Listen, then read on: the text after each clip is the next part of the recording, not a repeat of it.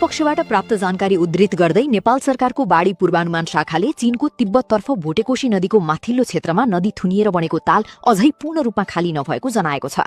आज आएको बाढी पनि यही तालबाट अचानक पानी छुटेका कारण आएको हुन सक्ने आशंका गरिएको छ। शाखाका अनुसार तालमा अझै पानी बाँकी रहेकाले भोटेकोशी र त्रिशुली नदी क्षेत्रमा जोखिम कायमै छ।